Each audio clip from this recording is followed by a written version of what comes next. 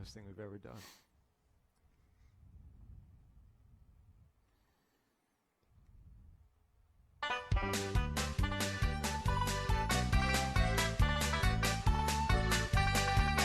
On the 4th of July, 1806, we set sail from the sweet cove of Cork. We were sailing away with a cargo of bricks from the Grand City Hall in New York. 'Twas a wonderful craft, she was rigged fore and aft, and oh how the wild winds blowed her. She sent several blasts, she had 27 masts, and they called her the Irish Rover. We had 1 million bags of the best Sligo rice, we had 2 million barrels of stones. We had 3 million sides of old blind horses' hides. We had 4 million barrels of bones. We had 5 million hogs, 6 million dogs, 7 million barrels of porter. We had 8 million bales of old nanny goat's tails, and the whole of the Irish Rover. And I'm out. That's the song. That's the song. That's the first verse and chorus of the Irish Rover. When was that written? I don't know, a long time ago. Welcome into the PFF NFL podcast. Steve Palazzolo here with the dulcet tones of Sam Monson. If that doesn't get us an elite sale, then I'm going to be upset. Can you explain to the people why you're singing Irish to us? Some guy said that if we abandon the initial intro hold music and replace it with me singing Irish folk music, they would buy PFF Elite. So I'm not above that. If this truly is our most viewed and most listened to podcast, It turns out every week. It turns out that the music coming into our ears right there was a little bit low to the point where I'm pretty sure we deviated quite a bit from the You were off key. rhythm. No, the rhythm. Like we weren't even in time with the music. For What do you a good mean portion of we? that. Well, you were supposed to be my rhythm section. You You've got a loud clap. I do have a. Right. Yeah, I'll give you a little bit of love for it. I needed my rhythm section, and you weren't there. You abandoned me in my time of need. Oh, that was amazing. Okay, let me pull up the live feed and just see how the people. They've already been talking about responding. it for before we even started. So, due to that, you too can get your PFF Elite, and that would be like your special thanks to Sam Yes. for breaking out the singing. Yes. We should have had our special promo. That code wasn't for bad. You're bringing a lot of energy to the podcast today too. I'm just saying, I'm not above debasing myself by singing songs to generate sales. I am. If we need to do that. Well, I appreciate what you're doing for the company. So that was okay. Buckeye says, I can't believe he did it. Yeah. Mm-hmm. This guy's going to get Sam's first album. Maybe we could throw that into the PFF store. Wait till you get to the end of the show. We got a surprise then. For who? Everybody. You, the people, everyone. The only people that know about it is me and Tyler. Interesting. Well, that was anything intro. else? You got No, that? no. That's our intro. That's the our beginning intro. of the show. By the way, this is your Week 4 NFL preview show. Yeah. That's what we're really here for. If you couldn't tell from the intro music. I know. That set the tone for the people. Mm-hmm. So, look, I'm impressed. I thought you did a good job. Yeah, it wouldn't be. It was pretty bad. That was a good job.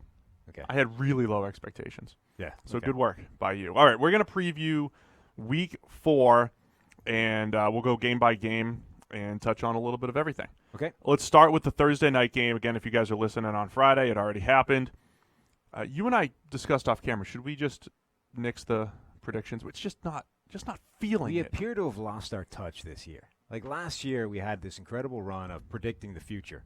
This year, it's not working so well. And we only did it because we didn't want people on Friday to be listening to pregame analysis of, say, Eagles-Packers when they already saw the game. Right, particularly when it was wrong. Yeah. You know? So, hey, this guy is going to be a key to the game, does nothing. Right. That's not a good look. well, I mean, if you say Aaron Rodgers and Carson, it's going to come down to Rodgers and Wentz. You're probably going to nail Right, it. right. What do you want to do? What do you want to do here? Well, let's just quickly do what we do for the Monday night game, right? Just quickly analyze it, hit on it, give Yep. our take, and then out. Then bail. All right, go. Eagles or Packers. Okay. This is so it's turned into like I don't want to say it's a must-win game because it's pretty early for that, but it's a kind of important game for the Eagles because they've dropped those two games, literally and figuratively. So they kind of I still think that they're going to get a wild card spot by the end of the season and be a team that people really need to pay attention to in the playoffs because they'll be better than their record. But if they drop another game, they go 1-3. Like that's starting to get a pretty deep hole now to charge for a wild card. I like the test for the Packers defense. They faced the Bears in week 1, and Trubisky was not great. Yeah. The Vikings in week 2, to be fair, it's the one game where the Vikings offense looked the worst by far. Cousins was a disaster. So how much is that Cousins? How much of that is the Green Bay defense? And then last week they played Denver. So biggest challenge right now, I'd say, for the Green Bay defense and seeing how they handle it. Yeah, I agree. What did we have for predictions here? We all went Green Bay. We all went Green Bay. Yeah, there's a lot of unanimous picks this week. There were. We're going to look bad on a couple of these. Yeah, but remember, unanimous pick does not mean we are all 100% confident. It just means we all happen to come down that side, even if it was only 51-49. All right, so that's your Eagles and Packers pregame analysis. If you guys already watched the game, just hopefully you skipped over that part. Let's get into the biggest games this weekend, and there are some good ones, starting with the New England Patriots at the Buffalo Bills. I don't know if anybody expected this to be a 3-0 versus 3-0 matchup, but that's what happened last year in the AFC East, believe it or not. The Dolphins were 3-0 last year. Wow. Went into New England and got destroyed. Buffalo, I think, has a much better shot in this one. We've said for a few weeks or a couple of years now, that defense, from a coverage standpoint, with the way they work schematically, they do a really nice job, particularly against New England. They've given the Patriots as much trouble as any team, and it's in Buffalo, and you got, playmaker Josh Allen at quarterback. And they have bulletin board material. Buffalo does? Yeah. Because Bill Belichick called Josh Allen just a running back. He did not say that. That's what he said, Steve. It's on the bulletin board. Just finish the quote. It's on the bulletin board. Just a running back. He's like a running back. Whatever. I'm just saying. And I think there was more to it. Bulletin board material. He's like a running back in that you probably have to account for him, and he's tough to tackle, and he's a good runner. Yeah. Pretty sure that's what they were Yeah. He wasn't wrong. Like, his quote was fine. He gave him credit for his athletic threat. He said he's dangerous because of that. It was fine. It's not a problem. But I can imagine them trying to use it like that. The Bills would never be a bulletin board material type of team. No? Mm-mm. Okay. It becomes a really interesting matchup, though, because Josh Allen is dangerous. He does a lot of things well, and this New England defense is on record-setting pace in terms of some of the numbers they've allowed and that kind of stuff. So, yeah, that's the most fascinating thing to me. And I'm also kind of curious is that the kind of mind games thing where your game plan goes, just a running back, is he? And then, 15 straight passes to open the game, you know what I mean? Well, like they did in week 1. Right, they just which, if anything, falls right into the Patriots' hands as exactly what they want to happen. Is the whole thing set up just to make them do that? Last year, Josh Allen did not play in their first matchup, the one in Buffalo. They did play in New England. And at the time, Allen was starting to emerge, and he was that type of guy who might not play the cleanest start-to-finish game, but because of what he could do with his legs and his ability to drive the ball down the field, you're like, all right, there's some chunk plays, there's some big plays in there. And then against New England, he goes 20 for 41 with 2 picks, a couple other turnover-worthy plays in there, because New England just tightens the windows, because of their tight man coverage. So this is a challenge for Allen, who has been a much more efficient passer. I know you can't take away the people are loving this, by the way. The people are loving your singing. That you can't take away the turnover-worthy plays that Allen has had, but outside of those, which some of them have been pretty bad, he's done a pretty good job of throwing the ball accurately at the short and intermediate level. He's been one of our highest-graded intermediate throwers, but not so much down the field. And that's against, what we kind of expected from Josh Allen. But this will be the biggest challenge that they have, obviously, passing the ball for the Bills. I mean, the Patriots' defense is legitimately scary for the first time in a long time. That it's a really, really good unit. And I genuinely think there might be something to this idea of, let's drop a quote that emphasizes running skills, so they come out passing the living crap out of the ball right into our coverage unit. That's really good. You're giving him way too much credit. I wouldn't give that credit to any other coach in the NFL, but I think Bill Belichick is smart enough to pull that off. By the way, did people see our fancy new background? Our podcast background? Did you see our fancy new podcast background? I mean, if they're listening on iTunes, well, if they're listening, they probably haven't. No. But if you're YouTube watching, we got a fancy new show background. Yeah, it's pretty nice. Brought to you by our man out there, Anthony Tresh. Good job, Tresh. That's good. Yeah. That was all. Just a little. That's it. Little sidebar. Tom Brady last year against Buffalo, he had in Week 8 a grade of 65.9. and in Week 16 a grade of 63.1. So those were among his 5 or 6 worst grades of the season last year, both against the Buffalo Bills. What does Buffalo do defensively? I think Belichick mentioned it in his press conference this week. They don't do a whole lot as far as the way they align. They just align in similar ways, similar fronts, and then they play some zone, play some man, and blitz off it just a little bit. So they do like my old 2-4-6 proposal to the Cincinnati Bengals when I was playing defensive coordinator. They do a lot of that, which is here's the same look, but this time we're going to play it one way. Next time we're going to play it a different way, and they just do a good job of keeping offenses off balance from a coverage standpoint.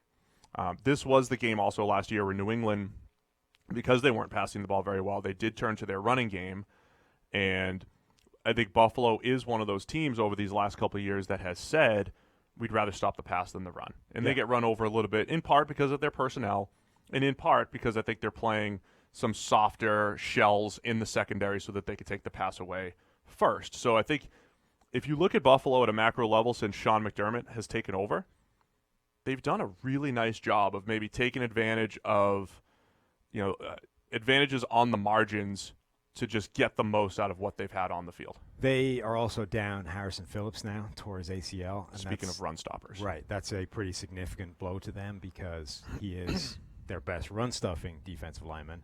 But he wasn't a bad pass rusher either. So he was becoming a very good defensive lineman for them alongside Ed Oliver. That's a pretty big blow to that line.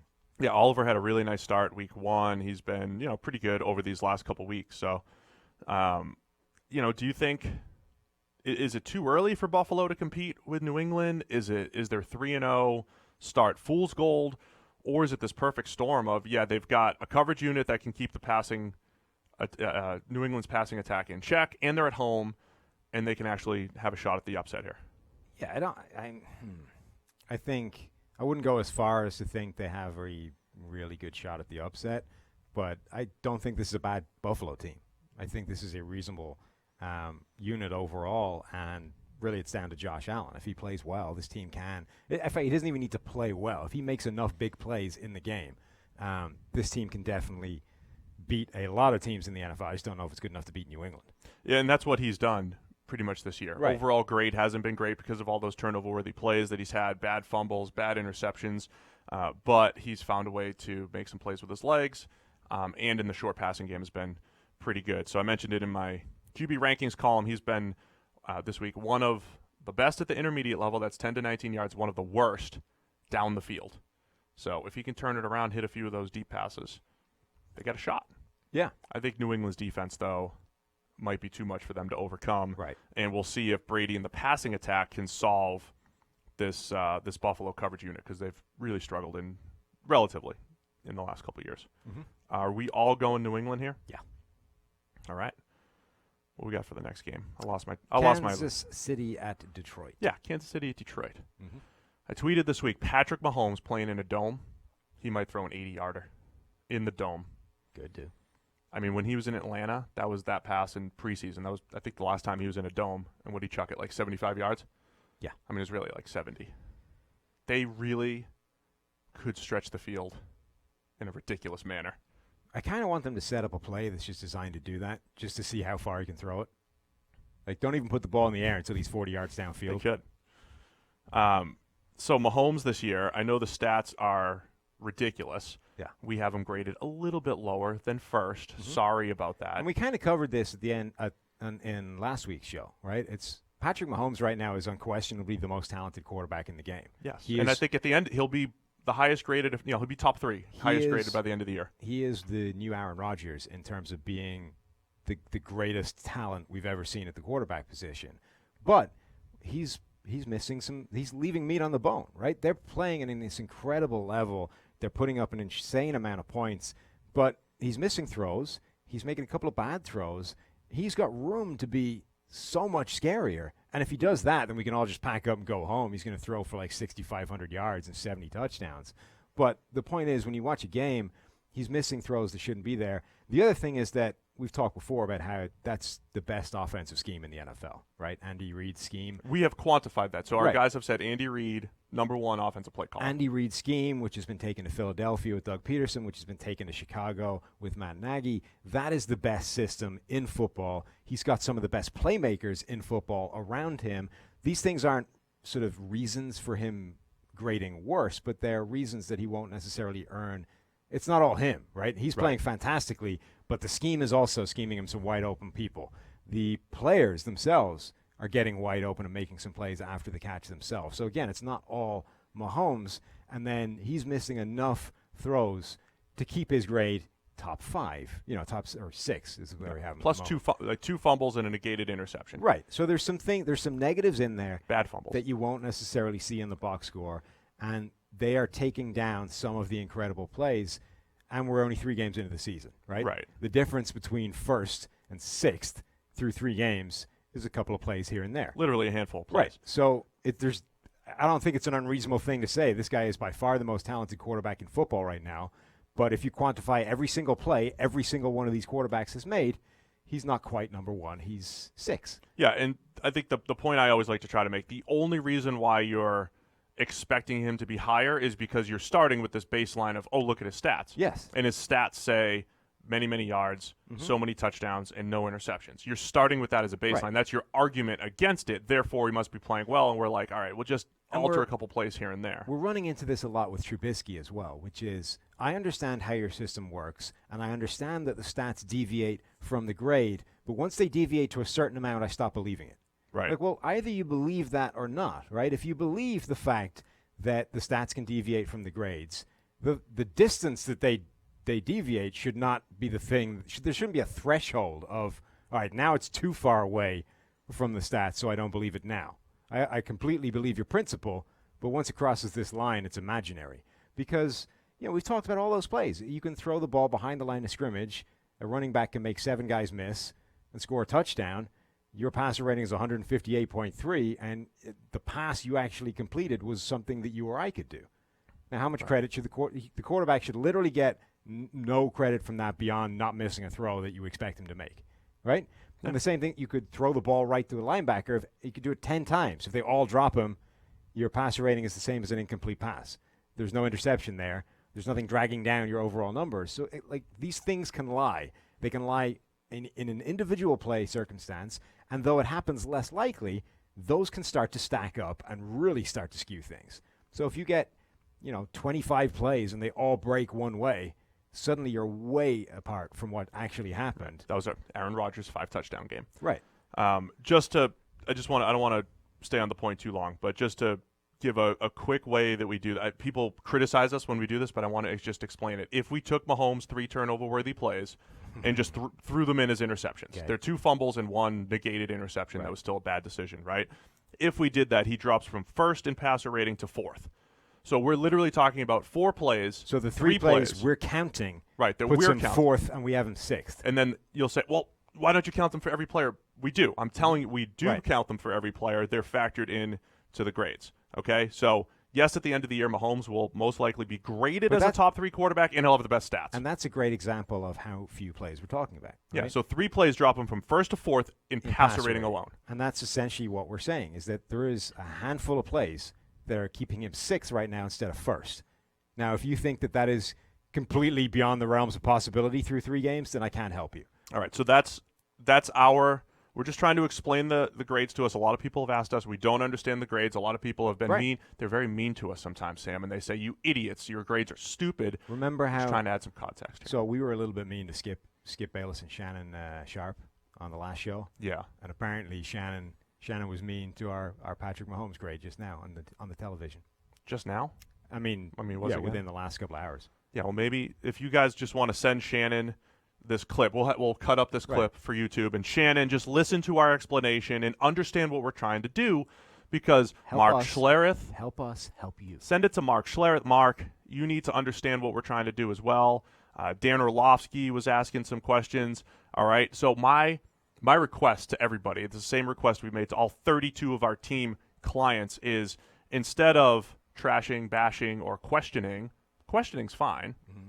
Just try to understand how to use PFF grades, what we're trying to quantify, and also understand the 3 games, as always, is a small sample size. But if you understand what we're trying to quantify, and it is your job to evaluate players and have opinions, you should probably understand how to use our stuff and apply it the right way. Particularly if, like I say, there's so many of these people whose starting point is, I like what you do, I understand the concept, but this number I don't agree with. Yeah. It's like, well, okay, if the first 2 parts of that are true, then you should be asking questions about the third part, not just going, well, the third part's clearly bunk. And let me just explain. I know there are other people that use advanced analytics to evaluate quarterbacks, right? Some of them are just focused on, Josh Hermsmeyer talks about completion percentage over expectation. I don't think that factors in drops. Okay, so especially in a small sample size like this, drops have a huge factor, especially Carson Wentz. Other people focus on EPA. So anything that's EPA driven, that's essentially still a team stat. Then if you take EPA and you split it into air yards like QBR tends to do, then, even air yards, you've got jump balls, you have all these other things where the defense, really is a factor there, and so is the receiver. And then QBR doesn't weigh dropped interceptions and right. Bad plays that aren't turnovers the same way that we do. So I think other measures are still skewed and they're still result-oriented when we are probably the closest thing to process-oriented in what actually happened to separate the quarterback from everyone else. All right. So as with every week, Patrick Mahomes is going to be compelling viewing because the guy is incredible. But I'm also kind of curious to see what the quarterback on the other side of the field does. Matthew Stafford kind of came off a game where he looked pretty good, made some pretty spectacular throws. What does he do this week? Because he has a tendency to be Dalton Coaster-esque in terms of highs and lows.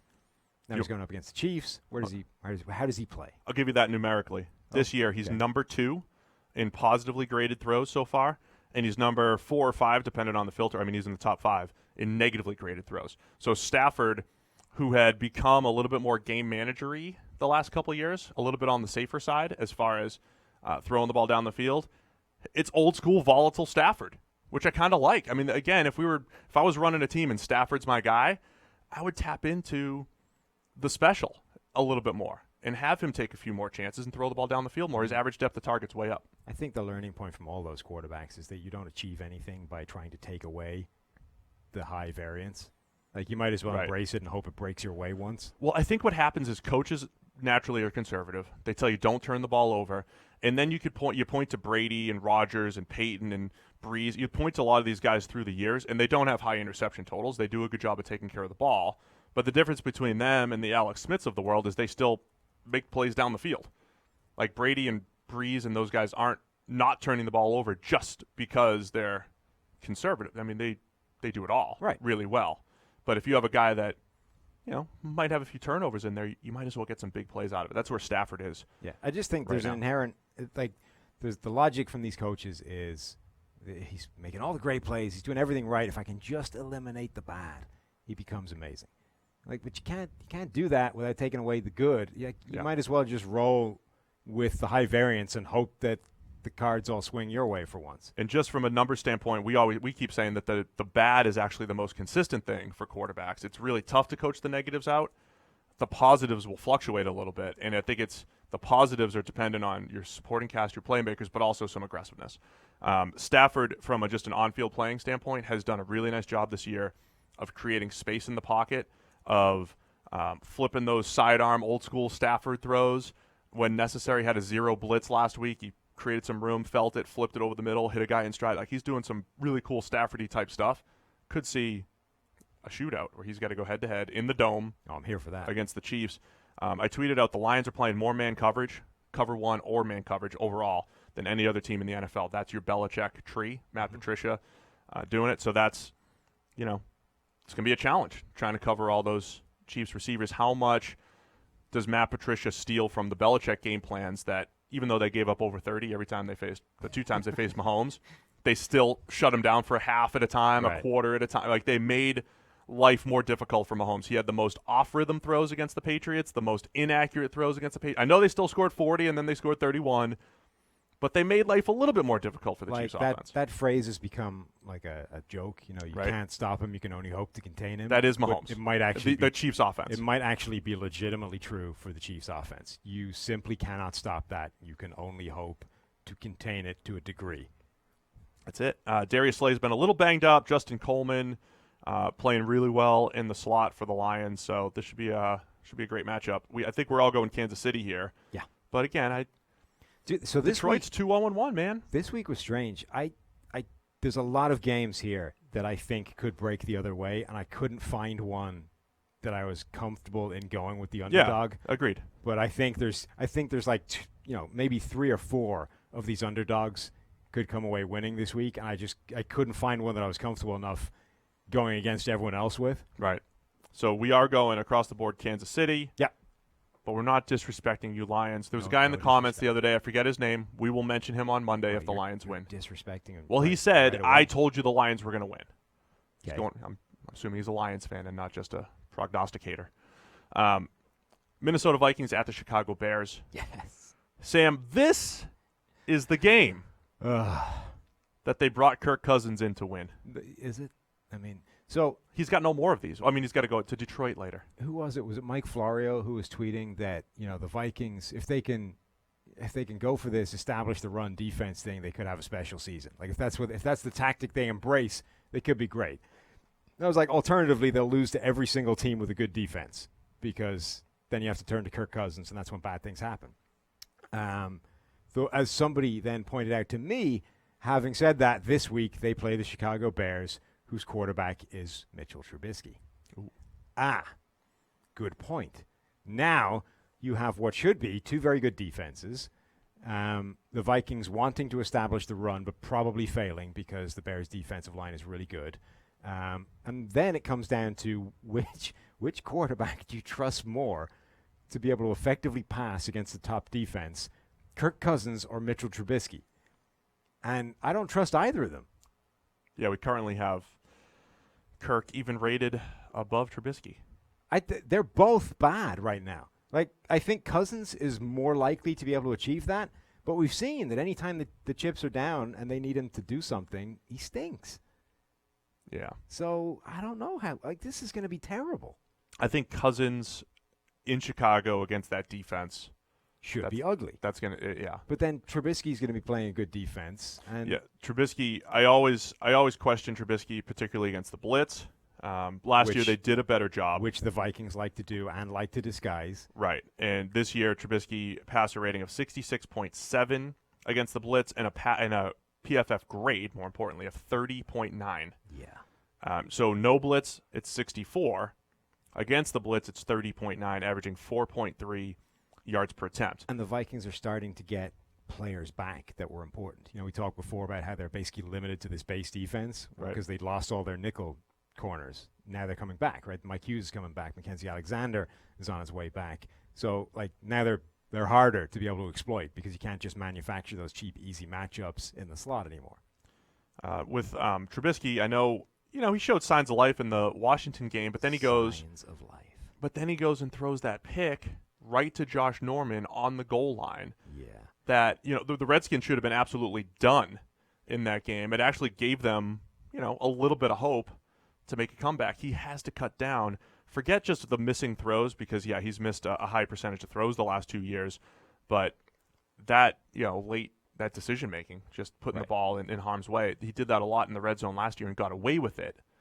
Not as much so far this year. And also, again, you can't overlook the short fields they were set up with. Oh, yeah. They kept turning the ball over and giving you the thing right in front of you. Come on. His first the first touchdown pass was completely wide open, coverage bust for a yard. The second one was a little bit more difficult. The third one was nice. One of the best throws of Trubisky's career, rolling out, and so that was nice. But again, the down-to-down consistency is just not there right now. Minnesota, I mean, is this the game where Minnesota's offensive line getting beat up by our numbers Comes back to actually with the Bears' defensive front?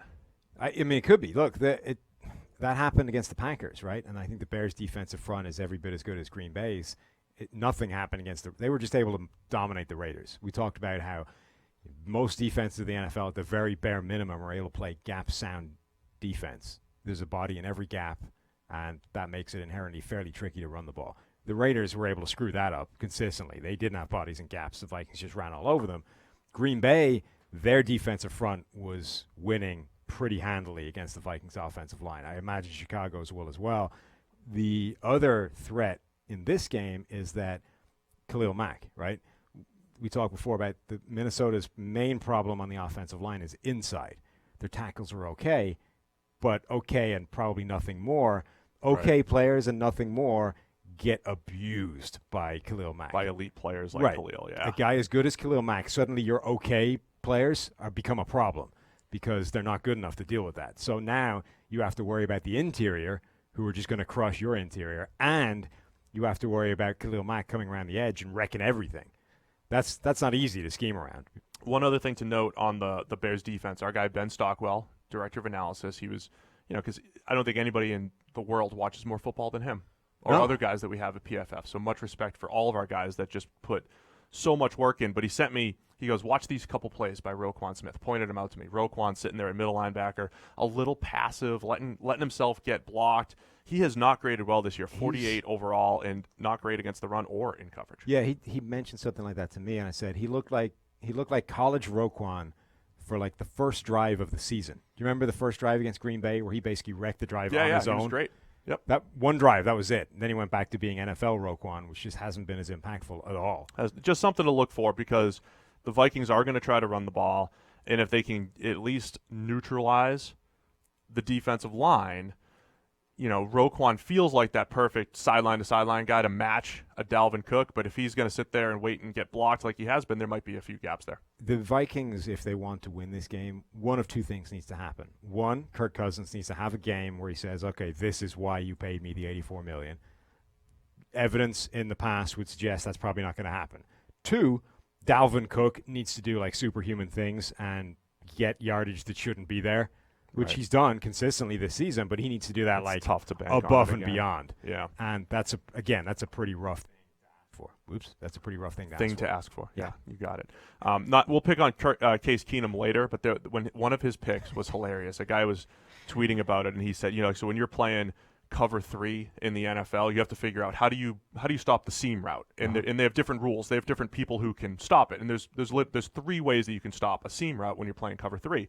You can have the cornerback do it, you can have the underneath defender run with it, or you can have the free safety overlap it and get over the top.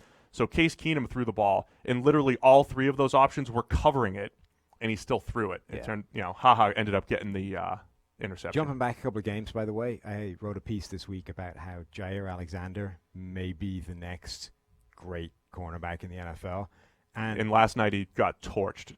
I'm just guessing. Right, probably. Maybe. Yeah, that's actually a bad thing to bring up right now. Let's hope that didn't happen. And we'll talk about it if you're listening to this. But so I already knew passively that he was playing really well, and he's made some great plays. You see it in the highlights. But when you start digging into some of the plays he's made, they are crazy, ridiculously good. People want to judge cornerbacks according to how well they play in man-to-man coverage and nothing else, right? But what's your list say? Like, how often are even the most man-heavy teams playing man coverage? I don't have it pulled up right now. It's like 60%. Oh, the most. I mean, it's, not even 60. Right. Yeah. So the most you're going to be playing man-to-man coverage is like 50% of the snaps for most people, 60% if you're in one of those crazy man-heavy schemes, right? Everybody else is playing a good degree of zone coverage.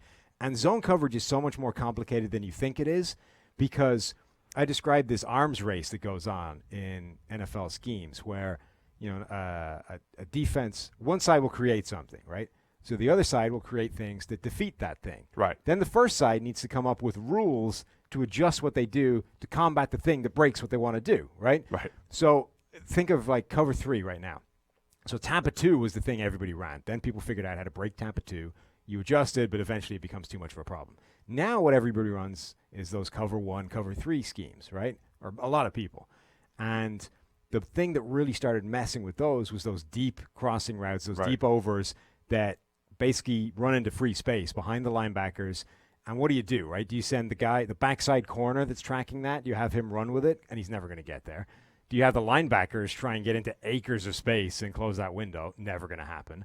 So the thing that cover 3 teams started doing is have the safety, the free safety, the guy in the middle, basically cut onto that and drive in front of it and try and cut it off, right? The problem with that is that guy leaves the middle of the field. So now the middle of the field is wide open. Right. So if you have a deep route coming from the other side of the field, that guy is one-on-one in open space. We need a whiteboard to draw it. I know.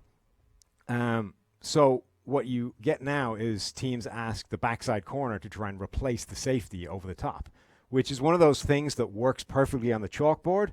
But when you ask a guy to do that real time, when things are unfolding around him, like it just never happens. Yeah. You know, the guy's guy, going to go from one side of the field essentially to replace the free safety. Yeah. I mean, you're running 40 yards sometimes to try to make a play on the ball. Well, not just that, but you as soon as you read the fact that you're passing off your guy, you need to automatically immediately start gaining depth. Right. Which is, I think, the hardest thing to do because players just don't instinctively do that. And then you have to get to the other side of the field. So you never see a cornerback make that play. Jair Alexander almost made the play because he lost at the catch point, but he was there. Right. Like Kevin King from the other side was trailing by 2 yards. Jair was under the ball, and Stephon Diggs just beat him to it. But the point is, when you look at his tape, you're seeing a sophisticated understanding of all of the changes that need to be made in a way that some of the things he's doing I've never seen a cornerback do. I showed you the play where he took the ball away from Noah Fant. Oh, this was great play. This was awesome. That was an amazing play if you just look at the strip, the fumble, right? He comes up, just goes straight for the ball, clamps onto it, rips it away from Noah Fant, and turns a third down conversion into a turnover, all on his own, right? What I didn't realize until looking at the All-22 tape is the madness that was unfolding before the snap, right? Green Bay's defense completely screwed up something, right? They were misaligned. I think Tramon Williams was on the wrong side of the field. There was like a snowball effect of things that were screwed up. And the safety on Jair Alexander's side realized something was screwed up. Nobody was covering one of the wide receivers at all, right? He comes up. He's like losing his mind, trying to call people, trying to yell to Jair. Jair basically puts a hand out, tells him to chill, get back in his deep half.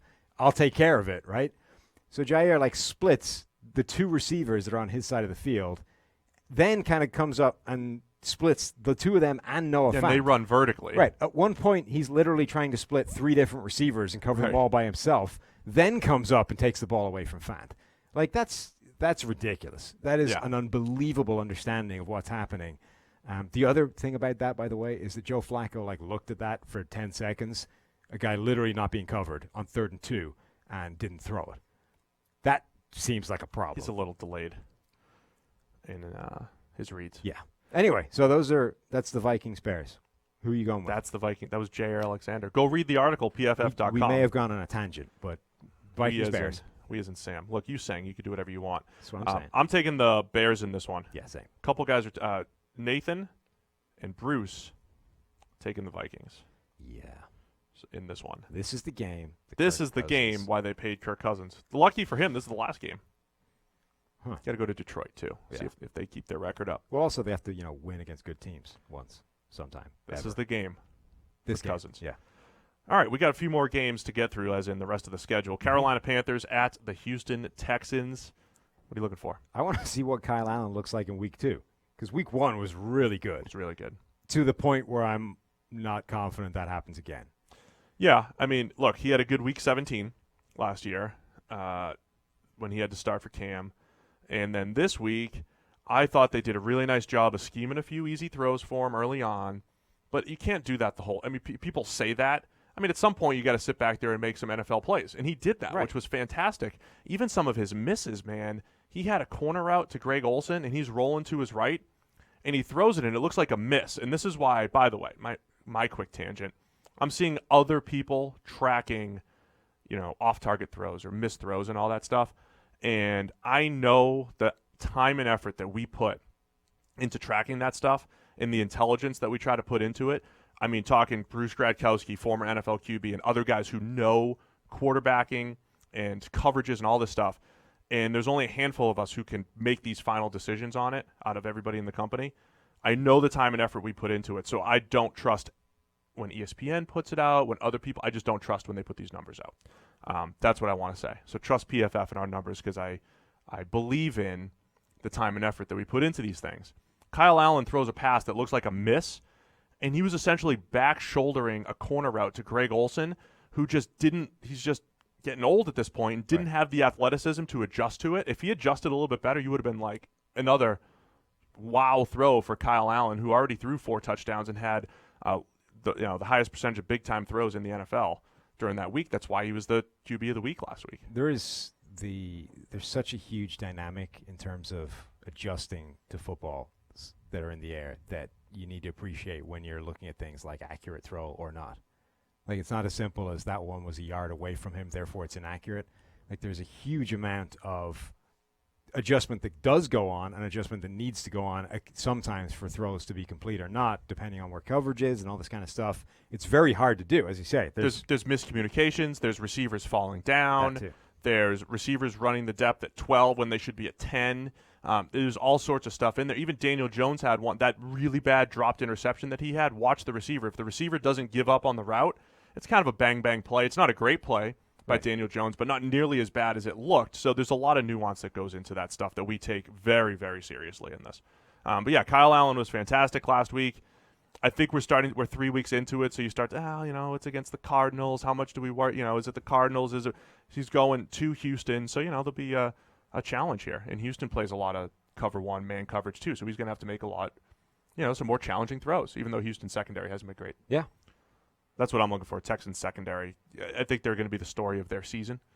I think we've seen Deshaun Watson offensively find ways to overcome and score points there. So can the Texans cover? He's another one of those guys a little bit like Mahomes who kind of looks like he should be grading higher because you kind of forget about every now and again there's a really bad decision / throw in there. Right. And, if it doesn't cost them, you forget about it. Didn't count. Didn't happen. Right. Toss it out. And, look at the incredible plays he's making. It's like, mentally, you forget about it, and statistically, like last week, he had a passer rating of 130 or something like that. Statistics literally don't count it. He threw one of the worst plays of the week last week. He tried to throw a backwards, like a lateral, like a swing pass. He threw it backwards and into the dirt, Kirk Cousins style. Yeah. That was a turnover, and then he had a negated interception, negated by a penalty that had nothing to do with the pick at all. So neither one showed up on the stat sheet. Overall, though, Watson's playing really well. Yeah. I'm taking Houston, as are you. Bruce is going Carolina, and so is Austin. Cleveland Browns at the Baltimore Ravens in NFC North. Is it a showdown? Sure. Well, yeah, 2-1 versus 1-2. I am curious to see what, if any, changes are getting made to this Cleveland Browns offense because we talked before, things are not well. And I think it's not it's not an easy fix because you can't just go, that's the problem right there, fix it, right? A lot of different things are all going wrong at the same time, and none of them are going all the way wrong. Just a little bit, just enough to compound and accumulate and start to mess up this offense, and more importantly, mess up the quarterback, which I think is the real problem here, is that all of the things that are going wrong are all influencing Baker Mayfield to play to his weaknesses or to magnify the things that were weaknesses in his game, and they're becoming bigger problems. This idea of bailing from clean pockets, of trying to make too many of these hero plays, rolling out to your right, all this kind of stuff, right? Things need to start getting fixed piecemeal to help him save himself and not head down this bad pathway that we've been talking about him heading down. As far as matchups go and what I'm looking for, because that's what we're trying to do, each of us given something that we're looking for. I love when you get two elite players in a division who are going to match up twice a year.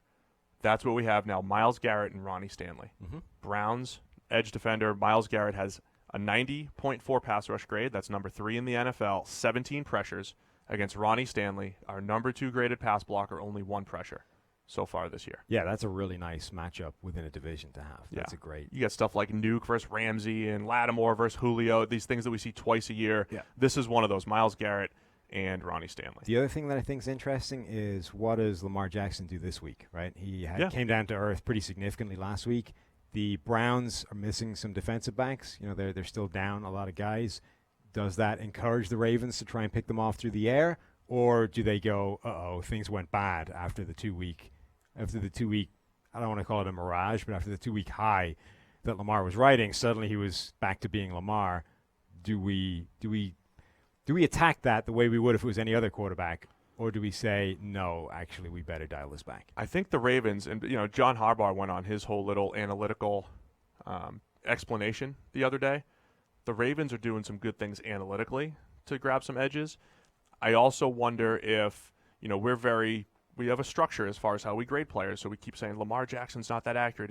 He's already missing. He's already in the bottom 5 as far as missing throws. As great as he was early on, he's already in the top 5. But is he going to be that guy where it's not always pretty, but because you're stealing a little bit on the margins and because there's a little bit of rushing here and there's a few more open throws like we talked about, that they're just going to be a team that's going to be tough to keep them to under 20 points or under 24 points.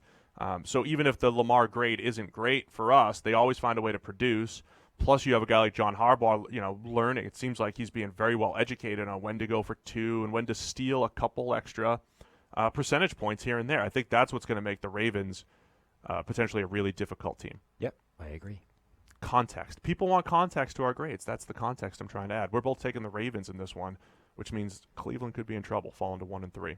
Yeah, that would kind of ruin that hype train, good and proper, right?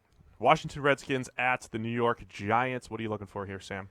Well, obviously, I am looking for Terry McLaurin going up against Janoris Jenkins. Of course.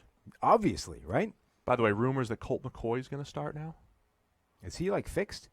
There's rumors that he would start over Haskins if Case Keenum can't go. Why? I don't know. What's the point? I don't know. Also, isn't he still, coming back from a dodgy leg or whatever? I think so. So, Janoris Jenkins was victimized by Mike Evans. It was horrible. It was bullying. Yep. Every single play, Mike Evans was wide open. Janoris couldn't live with him at all. That was ugly. Terry McLaurin, as we talked about, is a number 1 wide receiver for the Redskins already, playing really well. Janoris has given up 3 touchdowns so far, all of which came against Mike Evans. He's given up a passer rating of 140 when targeted What's this perfect? season. 158.3? Yes. He's given up a completion percentage of 65 and 16.6 yards per reception. So all of those things lead me to suspect that Terry McLaurin will get significant joy out of Janoris Jenkins, even though, savvy veteran corner versus rookie wide receiver would usually seem to be a mismatch in the other direction. Yeah, that should be a good matchup. But that does rely on having a quarterback that isn't just throwing the ball at defenders all day. Yeah, we'll see. We did mention Case Keenum's regression. It came hard. Yeah. On Monday night. Many turnover-worthy plays. Many. No longer top 10 in ESPN's QBR because the interception luck caught up to him. Yes. Or bad luck. Which, if you're listening to this show, and you are, otherwise you're not hearing this, we predicted that. We did. Mm-hmm. At least we got some. We're nailing some predictions, just not the right ones. Just not the one we want to nail, which is the future-telling one. Yeah, exactly. It's tough to do. Daniel Jones, part 2, obviously. Want to see how he does. Sure. I wrote a whole article on PFF.com. I hate being the wet blanket to optimism. I don't want to take any optimism away from Giants fans. So I'm not even going to get into it a whole lot. There are some things that Daniel Jones needs to clean up. Overall, there are many positives to be excited about. I think this year we've been pretty good at not using the first few weeks to be like, told you, this is what was going to happen. It's all anybody's interested in, right? Even the Giants' Twitter account was like, see, everyone with your bad draft takes, delete. It's one game. It is. Okay, the one game, he played really well, and he looked good in preseason. He is already playing better than I thought he would, right? Yeah, but you didn't draft him for one game. We just saw 2 weeks of Lamar looking like Superman and then playing badly the next week. Through 2 weeks last year, Ryan Fitzpatrick looked like Joe Montana, and nobody was saying that was going to continue. It was like Joe Montana never played as well as Ryan Fitzpatrick did in those 2 weeks. Playing as well as John Elway, peak John Elway, right?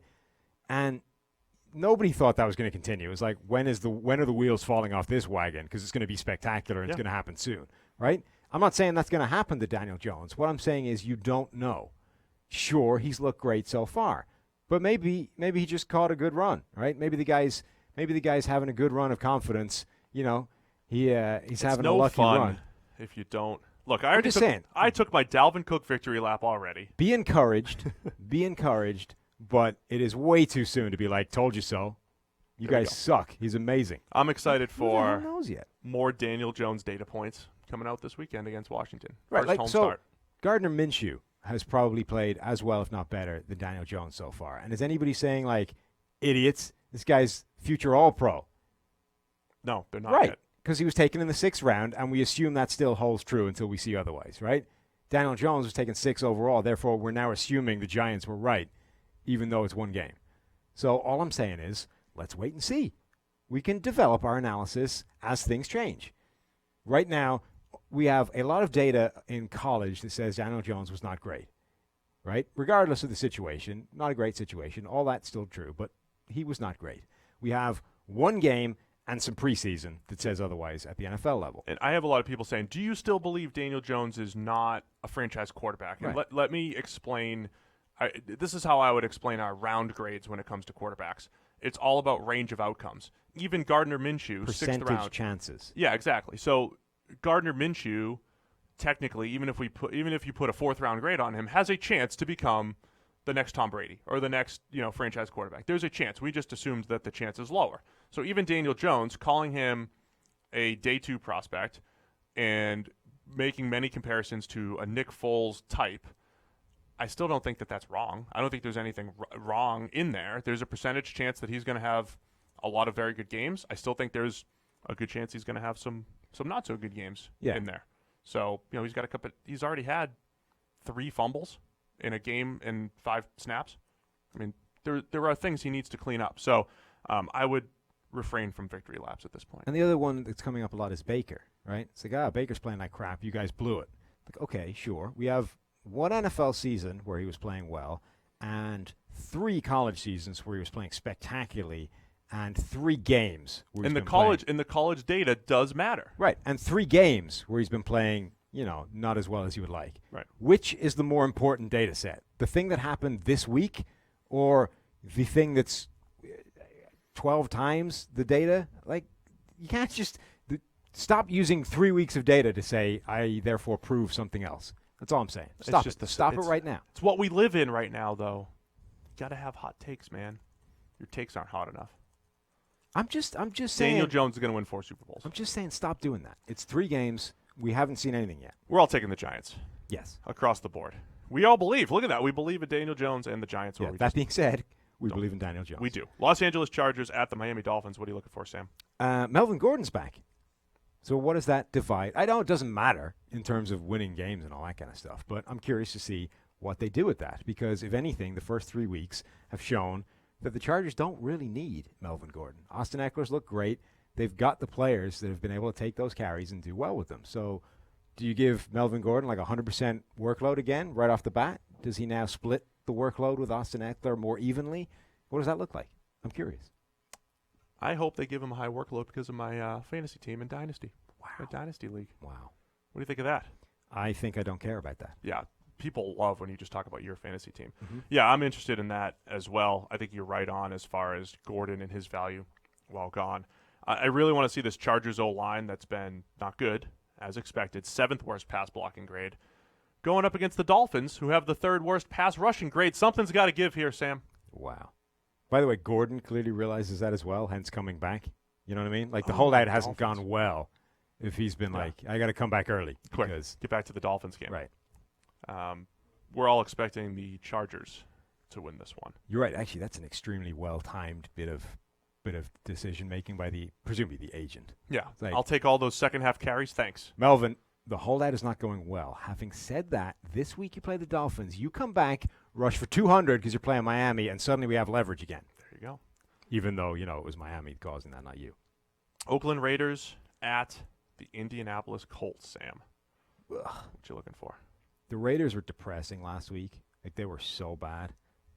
Now they're on the road to the Colts, who are pretty good. The Raiders, by the way, are embarking on some, Magellan-like voyage over the next few weeks. Oh, they're everywhere. Where they travel 18,000 miles.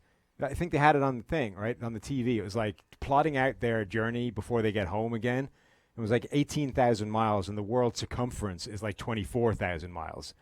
So they really are. They're John. basically traveling around the world before they come back home, starting with the Colts, who are a pretty good team, and they just lost to a team that may not be even as good as that. This could be ugly, is all I'm saying. Yeah, Raiders have the 2nd worst coverage grade in the NFL right now, behind only the Giants, or ahead of only the Giants. The Raiders also, so in this game in general, Jacoby Brissett has been a little inflated statistically due to, where our grade is and where his passer rating and everything is. And then, the Raiders with Derek Carr, he's been in that conservative game manager type role. We essentially have two two quarterbacks who have profiled as limiting turnover-worthy plays and not doing great on the big-time throw department. I'm being fact-checked live on air.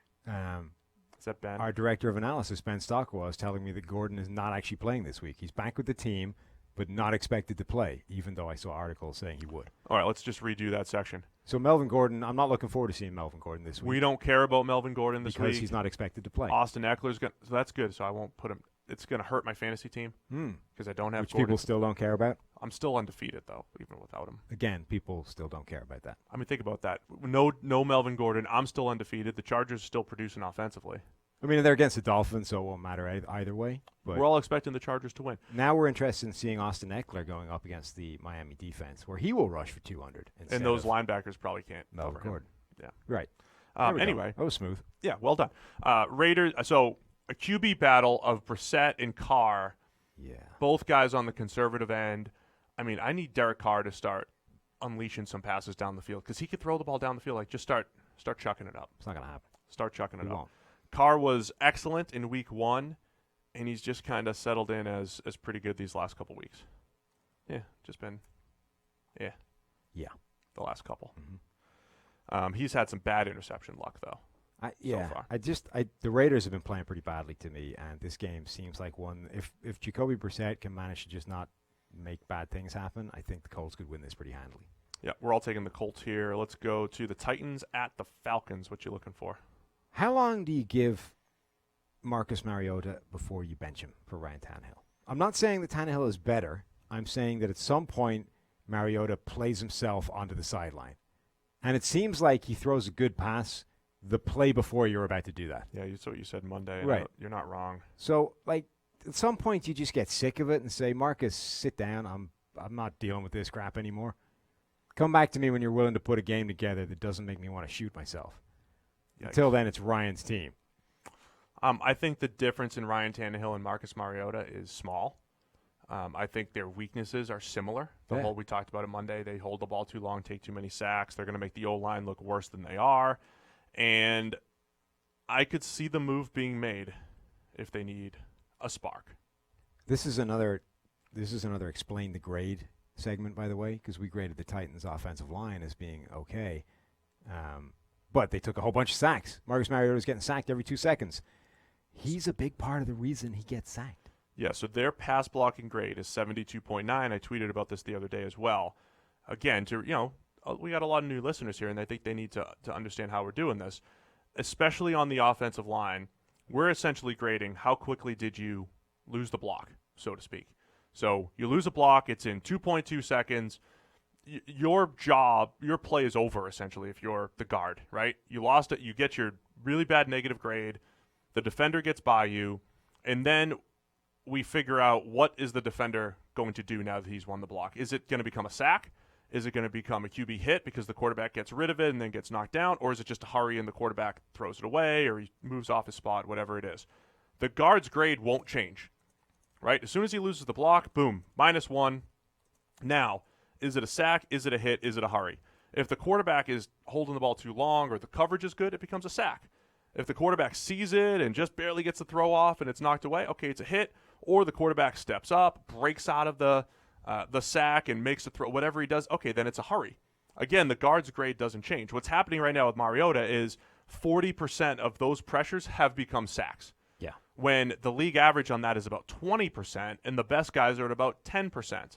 So it's one of those things where if you're just looking at sack totals, the quarterback's making the offensive line look worse. If you're looking at from a PFF standpoint, we don't care if we're evaluating the offensive line if the difference is a sack or a hit because there are other things at play. Right. There are a lot of almost every facet you look at, it's very difficult to isolate just to that player. There are other things happening that impact it. And people use that a lot of the time as a criticism of PFF grades. You can't grade this guy because these other things impact how he's playing, which are true, but that doesn't mean you can't account for them. Right? Yeah, right. So you can grade an offensive tackle knowing that the quarterback impacts his job by understanding what the quarterback is doing. Right. You don't just say, well, the quarterback impacts the tackle, therefore what's the point in any of this? Let's just look at him and see if he's good. Mariota's holding it ridiculous. Holding it too long. There are other plays where there's just bad pocket integrity by the quarterback. He drops too deep and the old linemen lose their block. Or, in Mariota's case, it's not so much a holding the ball all the time standpoint. It's also he's kind of oblivious when he steps up. When you see the best quarterbacks, they step up into holes in the pocket. He steps into a guy that's being blocked who comes off his block and sacks him, what we call a cleanup sack. So that's where Mariota is right now. He's making the O-line look worse, and that's why you guys listen to PFF, because we're giving you the real story behind what's happening here. I'm looking for Matt Ryan to turn a corner. Oh, yeah? Because he has more turnover-worthy plays now this season than he did in all of 2017. The whole season, he had 6 in 2017. This year, he has 7. And I think he's just he looked pretty good last week, and I think he's going to start going on a run here. Okay. I hope I like Atlanta here. I like Atlanta here. I like Atlanta every week, and they let me down. Why do they let me down so much? Guess I don't know. That's kind of what they do. You're taking Atlanta too. Seattle Seahawks at the Arizona Cardinals, man. Yeah, so I would imagine this will be a bounce-back game for the Seahawks because they tend to do that, when they lose a game that they shouldn't have and they get uncharacteristically, embarrassed. They tend to come back with a vengeance the next week. The Cardinals' offense generally has been a little bit disappointing to me. It's definitely doing, I don't want to say unique things, but it's definitely doing unusual things. But it seems like half a job. Right? They're going through the air raid playbook. They're going 4 and 5 wide. Right, but it's sort of like going through it. It's like week 2 of the install. You know what I mean? Yeah. It's like this is the system we're going to be implementing, but we've only got halfway through the install of this offense, right? The next 2 weeks are where we really get to see it make a difference. The first 2 weeks, we're just changing what we're doing, and we're still doing things badly. When we get to the next 2 weeks, that's when we add the special stuff that really make this offense go. But right now, all you're looking at is a bad offense aligned in a different formation. Like it's a bad offense doing things differently from other bad offenses, but they're still bad. Like it's not actually dramatically improving the things around it, which is what an offensive system is supposed to do. Yeah, I would say I don't mind your install kind of example, because it does feel like they're just running a collection of air raid-ish type plays. Right. But not basic necessarily concepts. But a lot of what we've been complimenting Kellen Moore for and Sean McVay through the years, and these other good, Andy Reid especially, is some of the eye candy, the creative motions. So the Patriots do this really well. You don't when you have a good playbook, you don't have thousands of plays. You have a handful of plays that you get into different ways.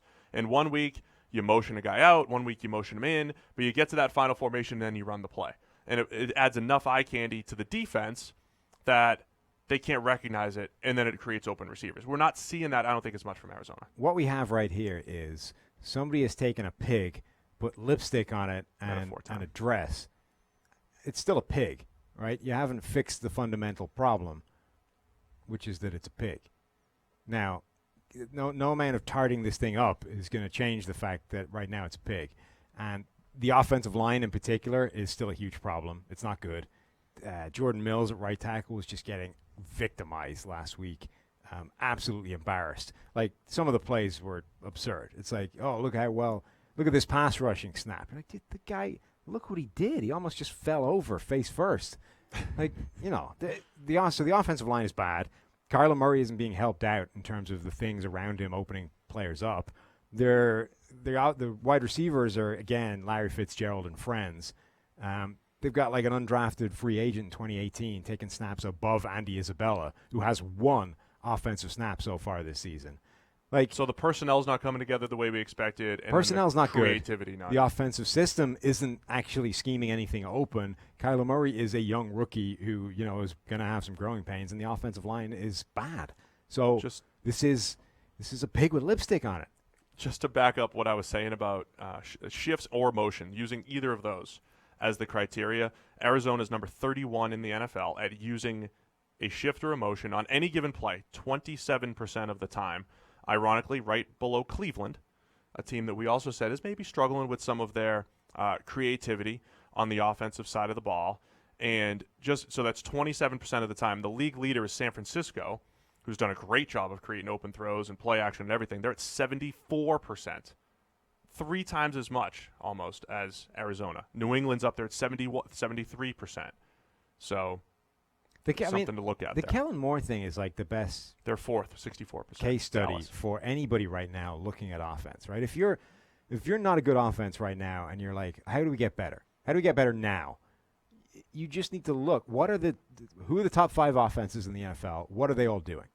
And they're all doing the same things. It's play action. It's motion. There's like 3 or 4 things that these guys are all at the top end of the scale of. Yep. That isn't coincidence. Maybe try and integrate some of that stuff into your pig with lipstick. Yikes. All right, that's what we're looking for. We're all taking Seattle here? Yeah. I believe. Yeah, we're all taking Seattle here. Tampa Bay Bucs at the Los Angeles Rams. What you looking for here, Sam? Is Ndamukong Suh done? He has not been playing well this year at all, which is interesting because he's played more than any other defensive lineman on the Bucs. We already established he's a playoff guy. Sort of. But what's interesting is now he's playing the Rams, who said sayonara to him in the offseason. Right. Is this a revenge game for Sue where he shows up and shows, no, you know what, I still got it. He's a playoff/revenge guy? Right. I'm still worth paying money and having on the field to make an impact, or is he actually just done and the Rams got rid of him at the right time? 58.2 grade. I think we agreed that he was going to start getting into, just 1-year contract type of territory. Sure, but still playing well. Yeah. Yeah, 3 pressures on 122 No kind of pass rush.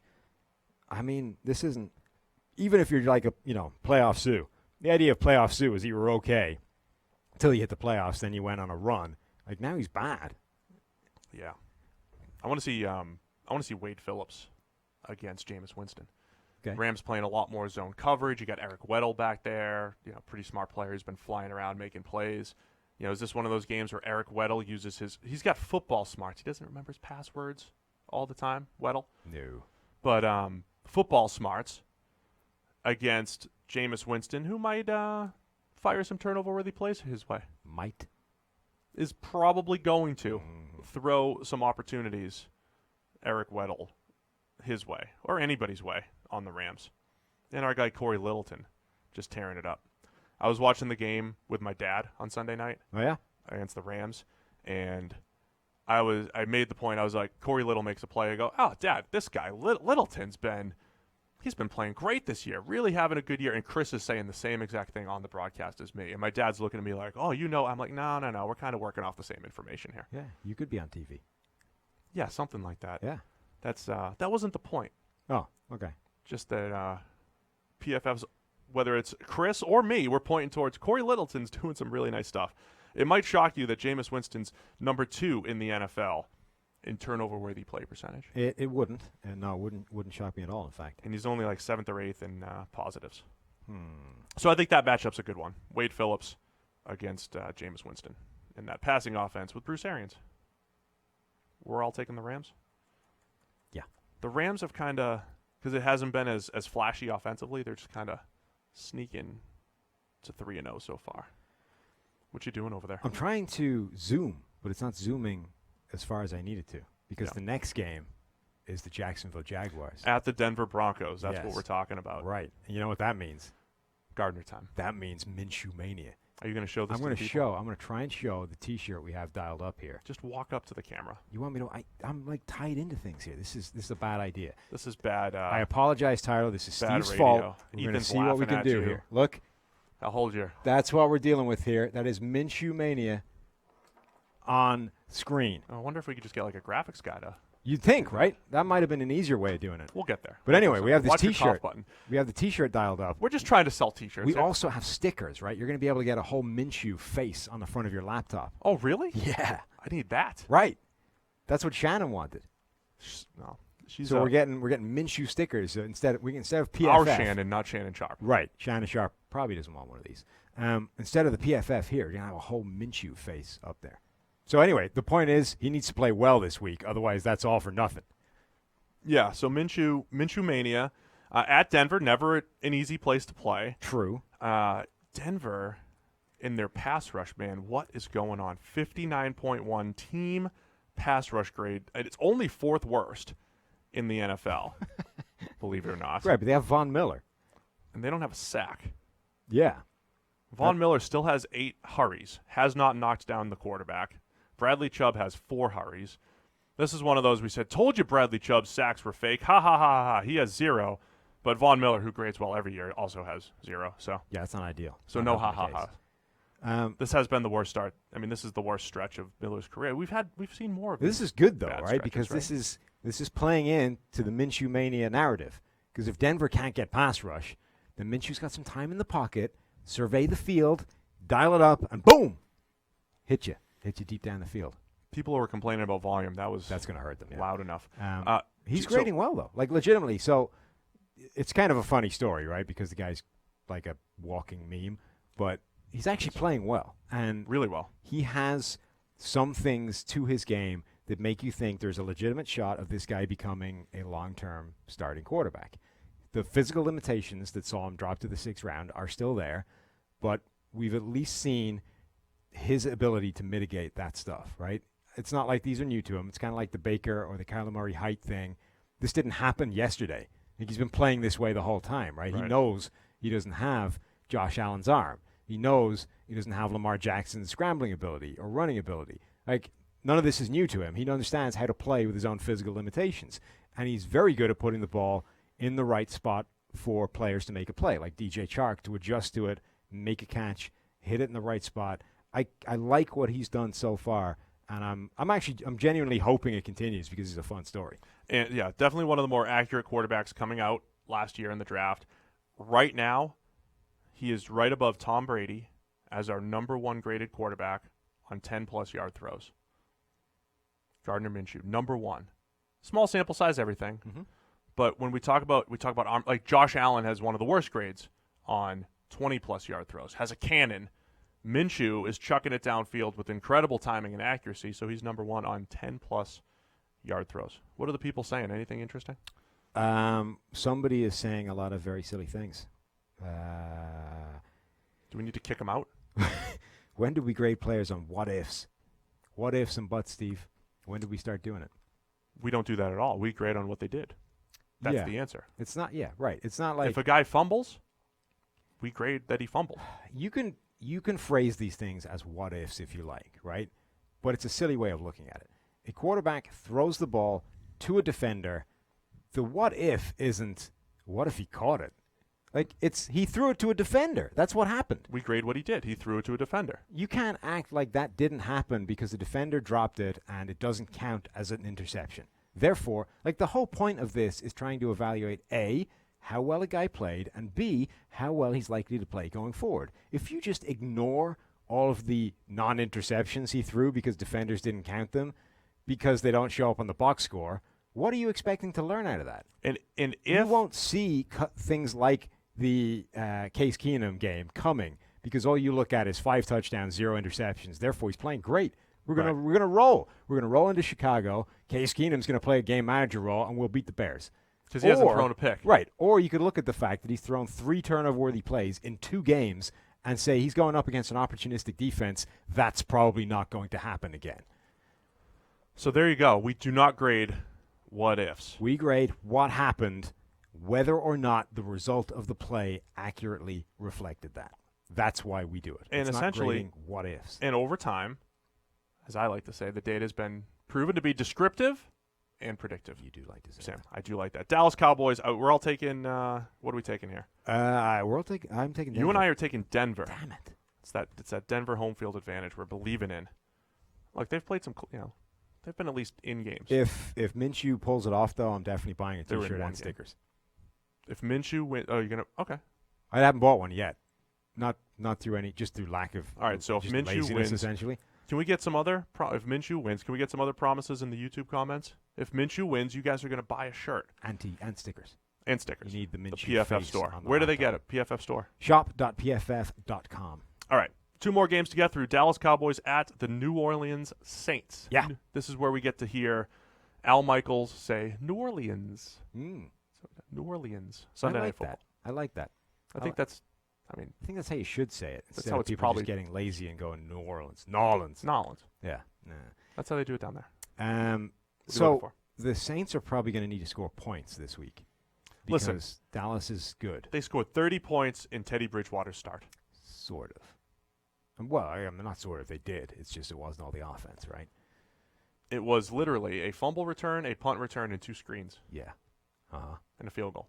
Yeah. Right? So Dallas is good right now. They're cooking on gas. Kellen Moore is like the MVP.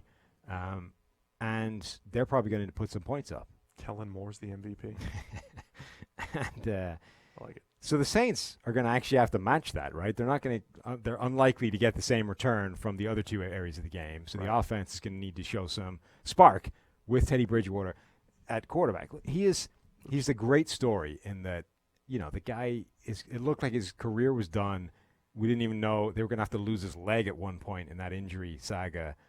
The talk was the Minnesota Vikings doctors literally prevented him from losing his leg by the immediate medical attention they gave him. So for him to even be back on a field starting games is incredible. It's an amazing story, and it's great for him. But you can't let that disguise the fact that he is a different player from the one he used to be, and he hasn't gotten better, let's just say. Right. So they're now dealing with a quarterback that has some pretty significant limitations, at least mentally, if not physically.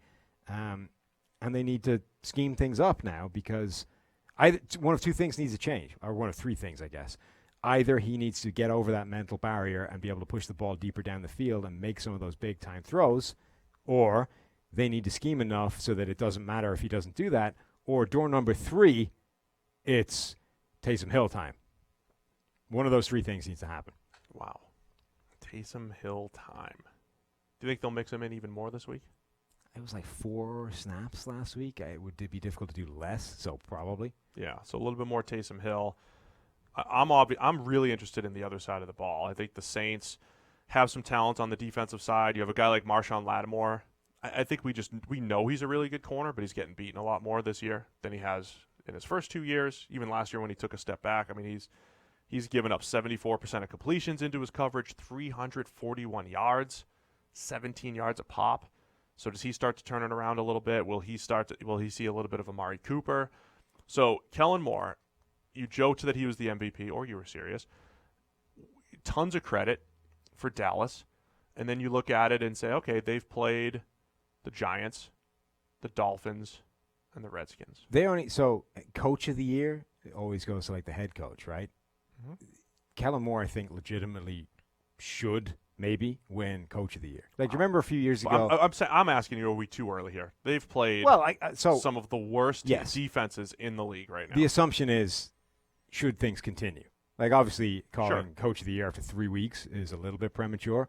But the idea being that if this continues all the way through the year and they look this good through the duration, it's almost all 100% because of the changes that Kellen Moore has made to that offense. It's maximizing Dak's play. But it's like, what's the root cause of all this, right? This is the thing that's driving all of this. Dak is the guy getting the credit and the guy actually, turning the wheels or whatever. But the engine behind it all is Kellen Moore's system. They've played 3 out of the 7 worst coverage teams so far in the NFL. Now, listen. And again, they're influencing that. Right? They're influencing that.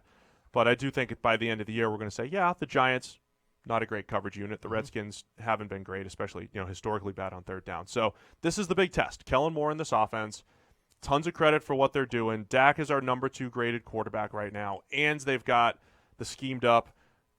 He's a top 5 play caller. Kellen Moore, he's right up there with Andy Reid. So this will be a great matchup. It's not quite an individual matchup like your Myles Garrett versus Ronnie Stanley one earlier, but the Saints generate pressure as well, if not better than anybody else. They're like top 2 in terms of pressure rate, total pressures, going up against Dallas's offensive line that's as good as it's ever been. Right. So that encounter in the trenches should be fun to watch. And don't forget the play when you're running 40-45% play action, that helps your pressure rate. Right. Plus the Saints are at home, so if you're going to get pressure, that's the better place to be doing it. So that should be a really fun matchup. Yeah, I think it'll be a great game. There's a lot on Teddy's plate. I think he can't be just a game manager. He's got to make some plays down the field here. They need to keep giving him those G up motivational speeches during the week. Teddy, love what you're doing. It's going great. Look, you're hitting the right guy. You're identifying him. Just fire it deep every now and again. You can do it. Just chuck it. Yeah, just chuck it in. Doesn't have a big time. You're doing great, Teddy. Go on. All right, let's wrap it up with Monday Night Football. Our hometown Cincinnati Bengals at the Pittsburgh Steelers. Monday Night Football's having a rough run of it of late. Dolphins Steelers coming up in a few weeks. God, is it? Yeah. Number 1 versus the number 2 overall pick.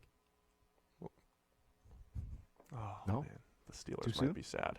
No, it's too early. Okay. For the Steelers. Can the Bengals bounce back? Can Mason Rudolph bounce back? Can Mason Rudolph bounce back? There's some intriguing storylines here. Minka Fitzpatrick, can he get through a game without missing a tackle?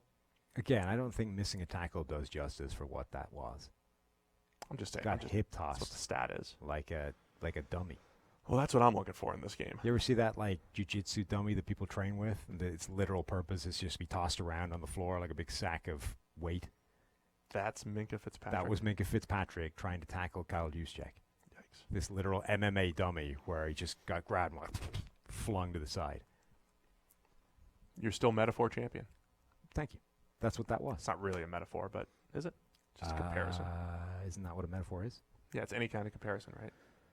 Yeah, sure. Essentially. Pittsburgh Steelers have the number 4 pass rush grade as a unit.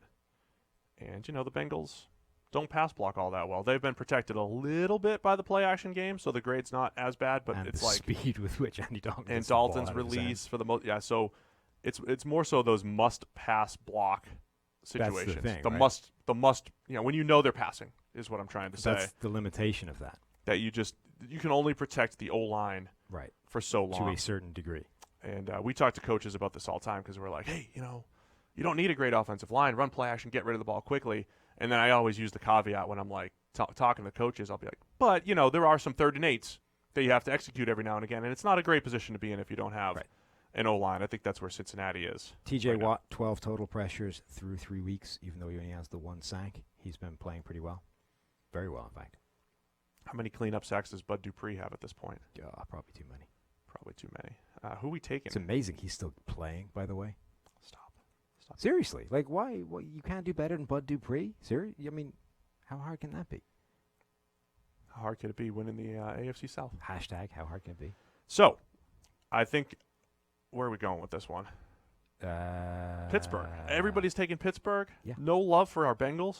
No. The end. No. No love. No love for the Bengals. Ouch. The Bengals have burned us in the past. We are snake bitten. We want to see them do it before we believe again. On the road, Heinz Field. My heart is too vulnerable to expose itself to this kind of hurt again. I'm going to need to see some. I'm going to need to see something back. I'm going to need to see some love from the Bengals before I'm prepared to give them love back. How's that? That's fair. Thank you. So chances are one of these teams is going to come away with their first win. 0-3 Bengals, 0-3 Steelers. Imagine if they didn't. 0-3 1s. Did they tie a couple years ago? Was it Bengals? I know the Steelers tied the Browns last year. I try and fade all ties out of my memory. It's just too depressing to relive. You know what drives me nuts is when we make our picks have ties in there now. Right, so we all have to be -1 for the rest of the year. Obviously, we all picked a winner in that game, and we all got the tie. Can we just get rid of that? Though a friend of mine pointed out to me that technically that's a loss, right? Because we picked it wrong. Yeah, true. So we should just add a loss. I'm going to change this one to a tie. We should just add 1 to the loss column for everybody because we didn't get it right. It's hurting our percentages. Yeah. But that's the reality there. I love how everybody's like, the undefeated Detroit Lions, they're not the same as the teams that are 3-0. With the Cardinals. That should count as a loss. Their winning percentage is still .667. That's how many games they've won. Yeah. That should count as a loss, tying with the Cardinals. But they're undefeated. Tying with the lipstick-covered pig. That's what you did there. You guys love ties, though, and we don't love them. overseas. I'm just saying that, if you're gonna tie the game, why play a whole extra quarter of the game? Because we don't see a tie as a viable outcome. We believe in winners here. Well, then don't tie. Find a way to break it. Don't play a whole nother quarter of the game and then say, you know what, that didn't do it. Oh well, tie. What? What just happened? You just gave me 15 more minutes of bad football, and now it's the same result it would have been anyway. You're literally the only person in the world that doesn't enjoy overtime football. It's usually 2 bad teams. No, it's not. The last tie was the Lions against the Cardinals. What do you mean that tie? No, overtime. The AFC and NFC championship went to overtime last year. It was 1987 against the lipstick-covered pig, and we had to watch 15 more minutes of it. Stop. We're out. Week 4. That's your preview. You think we're out? You ready for the surprise? Oh, we up. I don't think I am. Excellent. Tyler's ready, whether you are or not. What is happening? Anyway, we're out of here. We'll be back. When are we back? Monday? Yeah, we'll be back Monday. Back Monday. With a Week 4 review. Yes. What is the surprise? I don't know. He's supposed to be pushing buttons. Where are you, Tyler? Hit it. Yes! Yeah. See? Have it on the outro? This is the real version. Somebody's going to sing that isn't me. On the 4th of July, There you go. 1806, we set sail from the sweet cove of Cork. We were sailing away with the cargo of bricks for the Grand City Hall in New York. 'Twas a wonderful craft, she was rigged fore and aft, and know how the wild wind over. She stood several blasts, she had 27 masts, and they called her the